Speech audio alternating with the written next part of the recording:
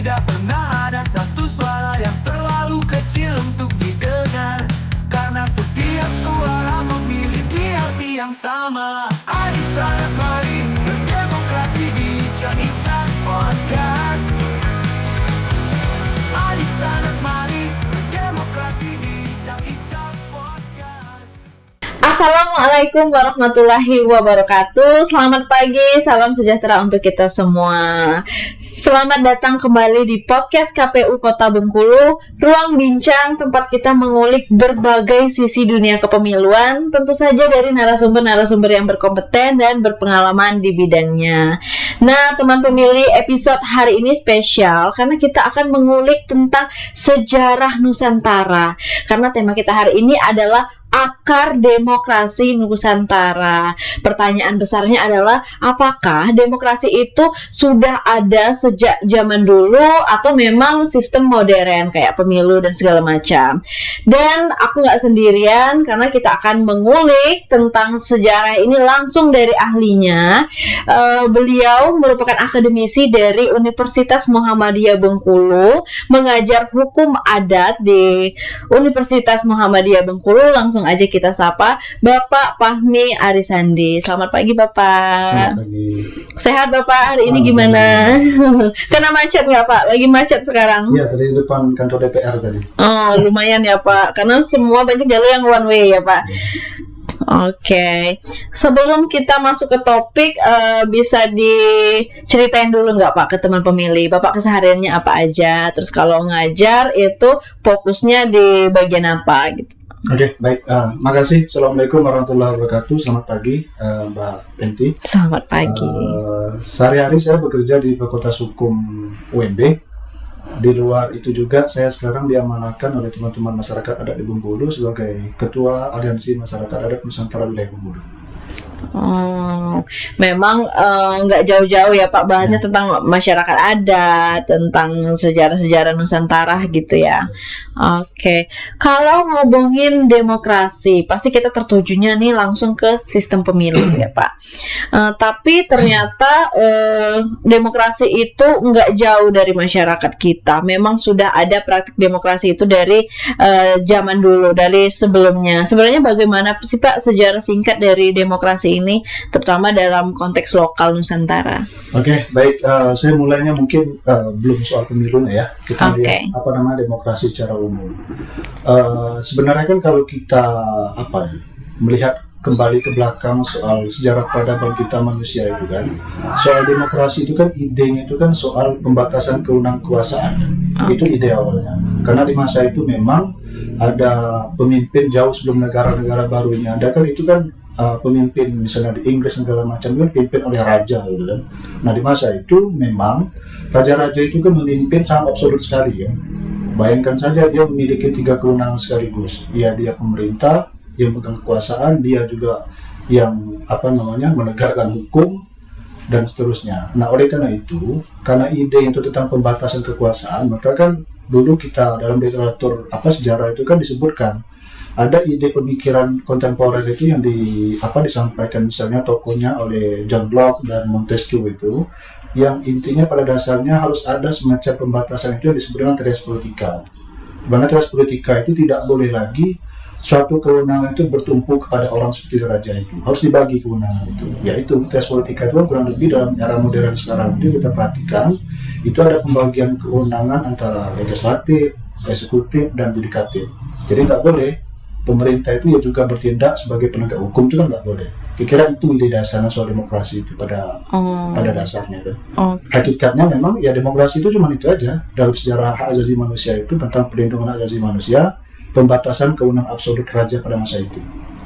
Oke, berarti kalau dari sejarah-sejarah Nusantara kayak dari zaman kerajaan itu mungkin bisa diadaptasi, tapi ide utamanya itu mungkin dari trias politika itu ya Pak, tidak boleh ada kekuasaan bertumpu di satu orang gitu ya.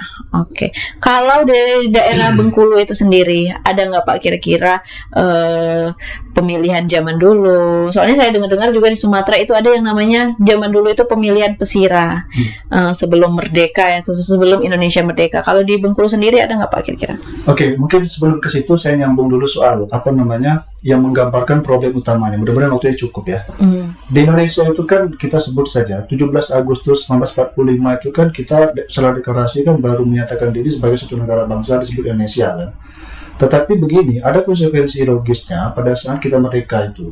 Karena di waktu kita merdeka itu dulu, ini termasuk juga nanti konsep soal demokrasi dan pemilu dan segala macam, itu kan ada upaya yang agak signifikan dan serius pada masa itu untuk melakukan semacam politik penyeragaman. Artinya kan kalau kita percaya pada masa itu kan, sebelum ada negara Republik Indonesia ini kan sudah ada itu unit sosial yang hidup di berbagai wilayah di Nusantara ini kan. Tapi karena kita terbentuk negara, maka ada upaya itu konsekuensinya, semacam penyeragaman politiknya itu. Sehingga contoh yang paling real misalnya, tahun 79 itu melalui Undang-Undang 579 itu seluruh unit sosial yang ada dari Sabang sampai Merauke itu diseragamkan menjadi dengan istilah desa. Padahal kalau kita cek misalnya di kontekstualnya di Bengkulu itu kita hampir tidak mengenal itu adanya desa dulu. Seperti di Seluma itu kan yang kita kenal itu adalah istilah unit sosial adalah Jungku. Kalau di Rejang misalnya, di Rejang itu kan unit sosialnya kita sebut dengan Kutai. Jadi hampir nggak ada. Oleh karena itu sebenarnya politik penyeragaman itulah sesungguhnya yang menurut saya itu tidak memberikan semacam kebijakan inklusif bagi perbedaan-perbedaan itu. Itu problemnya. Nah seperti katakanlah kita di Seluma gitu ya. Di Seluma itu kan sistem misalnya soal isu-isu demokrasi. Cara memilih pemimpin itu banyak ragamnya. Dulu misalnya dalam catatan yang ada itu ada yang disebut dengan pancang lau. Pancang lau itu kurang lebih kalau dalam suatu pemilihan orang itu yang memilih itu akan berbisik dengan panitianya untuk menyebutkan siapa yang akan dipilih. Terus yang kedua misalnya ada soal pancang ayam. Pancang ayam itu berbaris dia. Jadi misalnya ada pemimpin A, dia berdiri, nanti para pendukung itu akan berbaris di belakangnya. Termasuk juga yang disebut dengan pancang bambu. Kalau pancang bambu itu orang di Seluma, di Sarawak itu dulu memasukkan batu itu ke dalam kotak jenisnya bambu. Jadi banyak ragamnya sebenarnya. Tapi kan sekarang kita perhatikan kan ada upaya penyeragaman itu yang sehingga membuat ruang itu menjadi hampir nggak ada. Walaupun kontekstualnya nanti bisa kita lihat termasuk juga menggunakan keistimewaan Yogyakarta dan segala macam. Lebih gitu sih, Mbak. Oke, jadi ternyata demokrasi itu punya akar yang sangat dalam dan diadaptasi dari kebiasaan atau sejarah masyarakat lokal itu sendiri ya, Pak. Oke. Terus Indonesia kan terkenalnya dengan musyawarah dan di Pancasila kita juga ada ya dijelaskan untuk bermusyawarah gitu Pak. Kalau zaman dulu itu kira-kira bagaimana Pak kebiasaan musyawarah itu hidup di tengah masyarakat? Ya itulah salah satu cirinya sebenarnya banyak unit sosial masyarakat adat di Nusantara itu kan ciri utamanya itu adalah tentang pengambil keputusan itu dengan cara musyawarah mufakat. Karena kan sifatnya musyawarah mufakat itu kan partisipasinya pasti kolektif, tidak mungkin itu dibeda-bedakan. Seperti misalnya pemilihan kepala ketua adat itu pasti kan dilakukan secara musyawarah adat. Nah oleh karena itu sebenarnya dalam logika masyarakat adat dalam memilih pemimpin itu ada rasionalitas di situ. Kan kalau musyawarah dan mufakat kan kita bayangkan ada proses musyawarah kan, yang misalnya dalam teori kontemporer sekarang kita sebut deliberasi itu kan. Nah, sedangkan kalau kita perhatikan, kita bandingkan misalnya dengan proses pemilihan yang ada sekarang itu misalnya kita kenal dengan istilah one man one vote itu, artinya tidak ada rasionalitas di situ. Nah, itu yang sebenarnya maksud saya itu ada banyak nilai yang sedang dari asal usulnya dulu itu sebenarnya sesungguhnya bagus kan. Dan oleh karena itu sebenarnya pemerintah memang harus mengadopsi itu. Karena ya ini kita coba bongkar sedikit soal kebijakannya ya. Dalam prakteknya hari ini kan misalnya yang tadi saya sebut, ada banyak sekali kebijakan kita itu dalam memilih suatu pemimpin, katakanlah di level apapun, baik pemerintahan, DPR segala macam, kan itu aja kan. Pokoknya pada hakikatnya one man one vote, seseorang itu diberikan kewenangan untuk memilih satu suara. Tapi lagi-lagi saya katakan itu kadang-kadang tidak menimbulkan rasionalitas, karena juga di problem yang lain para calon juga kan kita nggak tahu juga kadang-kadang asal usul dari mana gitu kan. Jadi banyak sebenarnya sesungguhnya yang kebijakan tidak inklusif itu sesungguhnya berlainan dengan nilai yang ada tumbuh di masyarakat. Oke.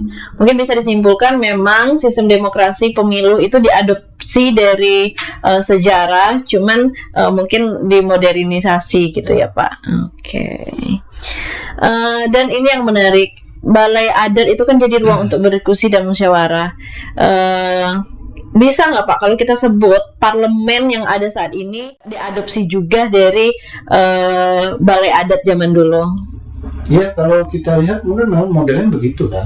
Cuman maksud saya itu problemnya itu cuman, kalau menurut saya dalam implementasinya hari ini, kalau kita mau hadapkan soal nilai yang tumbuh di tengah masyarakat Nusantara ini, itu kan problem itu kan ada di soal kebijakan.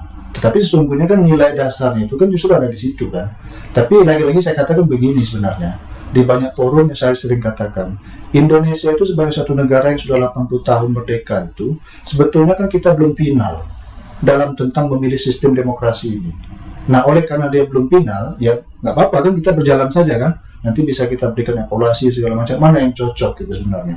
Karena tadi kalau saya cerita soal unifikasi hukum penyeragaman itu, tapi pada di posisi yang lain ternyata nggak begitu juga. Makanya saya contohkan itu di kelas di fakultas hukum itu. Indonesia itu kan kadang-kadang menjadi sangat unik.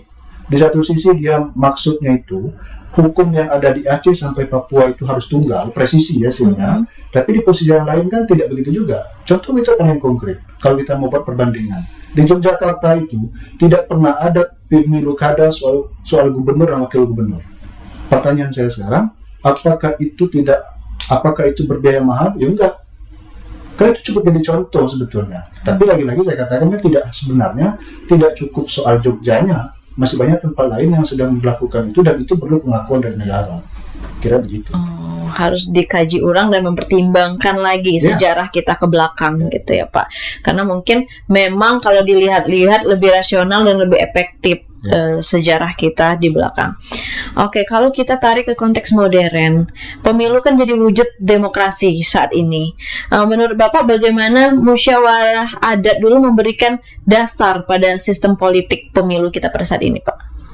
Ya, kalau saya, itulah maksud saya meyakini bahwa musyawarah mufakat itu kan merupakan suatu nilai luhur yang ada di Nusantara ini. Karena pada hakikatnya kalau kita mempercayai betul kita bernegara ini, Pancasila itu dimaksudkan itu dalam rangka kita meyakini bahwa kita ada perbedaan, dan dalam rangka perbedaan itu kan semuanya harus dilindungi. Nah, oleh karena itu sebenarnya musyawarah mufakat itu menjadi kata kunci sebetulnya dalam kita merawat nilai-nilai luhur yang ada di negara ini. Nah, makanya cuman kadang-kadang ya itulah kan, di proses demokrasi modern itu saya katakan tidak mungkin juga kita 100% mengadopsi demokrasi yang berlangsung di negara-negara seperti negara Barat, Eropa dan segala macam. Indonesia itu harusnya tentukan sendiri mau bagaimana sebenarnya kita berdemokrasi dengan nilai-nilai yang kita yakini itu tumbuh dan ada di masyarakat. Kalau nggak begitu, rasanya agak rumit kita kan. Karena dengan praktek kita hari ini tadi saya ceritakan, di mana-mana soal isu-isu demokrasi pemilu itu berbiaya mahal, korup dan segala macam kan. Ya karena memang faktanya begitu, kita dihadapkan pada sesuatu yang sesungguhnya itu berlainan nilainya itu di tengah masyarakat. Oke, jadi bisa disimpulkan modernisasi atau kita mengadop dari negara-negara Barat itu bisa mengikis sejarah kita ya Pak, bisa mengikis budaya musyawarah di negara kita. Nah, menurut Bapak apakah demokrasi modern kalau diadopsi lagi atau dikaji ulang dan disesuaikan dengan sejarah kita, apakah bisa lebih kokoh atau bagaimana Pak? Ya, tanda tanyanya tinggal masalahnya tinggal pada diri kita dari sisi pemerintah mau tidak memulai itu. Tapi ya kalau seandainya kita mau memulai bahwa sesungguhnya jauh sebelum negara-negara modern di sana bicara soal demokrasi, tetapi di Indonesia itu kan banyak contoh sebetulnya untuk menggambarkan bagaimana demokrasi. Tadi saya contohkan itu kan di Seluma itu cara memilih ketua jumku pada masa itu. Ada banyak alternatifnya. Nah, juga misalnya di Indonesia sekarang yang praktiknya juga itu diakui dalam undang-undang kita, seperti model pemilihan dengan sistem no-cap di Papua. Kan banyak sebenarnya nilai yang bisa menjadi bagian cara kita untuk memulai menata sistem demokrasi di Indonesia itu tanpa harus mengadopsi 100% nilai-nilai demokrasi yang berlaku di negara-negara di belahan dunia lain, Eropa dan segala macam. Karena menurut saya, one man one vote itu kadang-kadang yaitu berlainan dengan nilai-nilai demokrasi yang sungguh luhur di Indonesia ini dengan cara-cara musyawarah mufakat itu. Karena nggak ada rasionalitas di situ. Karena nggak ada lagi ruang diskusinya di mana, coba kan? Nah, oleh karena itu makanya ya itu tadi yang saya sebutkan di awal, nilainya secara teori kontemporer itu disebut dengan deliberasi itu pada hakikatnya membutuhkan semacam ruang diskusi untuk cara sampai dengan menjadi pemimpin. Oke, tapi untuk pemilu yang cakupannya luas sekali, satu Indonesia gitu Pak. Kalau tidak one man one vote, harus ada diskusi itu, bagaimana sistemnya Pak? Apa tidak terlalu rumit gitu ya? Karena masyarakat Indonesia besar sekali jumlahnya. Ya makanya tadi barusan saya katakan itu tergantung dari sisi pemerintahnya mau agak repot atau tidak. Contohnya sudah ada. Contohnya itu Jogja cukup jadi contoh. Jogja kan itu kan salah satu contoh di luar sistem pemilu yang ada kan, diakui kok sistem itu. Tidak pernah ada itu pemilihan dan coba bayangkan di Jogja itu nggak pernah mungkin kita dengar istilah ada calon gubernur dan wakil gubernur itu menyiapkan amplop untuk pendukungnya. Karena memang nggak ada sistem itu one man one vote itu. Karena negara itu mengakui sistem dari kerajaan Majapahit dulu, siapa Sultan Jogja itu pasti akan diangkat menjadi gubernur Yogyakarta. Kan itu problemnya. Jadi maksud saya contoh konkretnya itu sudah ada dalam peraturan perundang-undangan kita. Untuk di daerah lain tinggal pemerintah mau atau tidak memulai itu. Kadang-kadang kan begitu problemnya. Dia tidak terlalu rumit dan tidak mau panjang sekali mikirnya, ya itu nggak, bagian yang penting itu nggak dipikirkan. Oke. Tapi apakah nilai-nilai itu masih relevan atau ada tantangan tersendiri nanti Pak kalau misalkan seandainya Indonesia itu memberlakukan gitu Pak, memberlakukan yang seperti yang berlaku di Jogja pada saat ini? Ya pasti banyak tantangannya.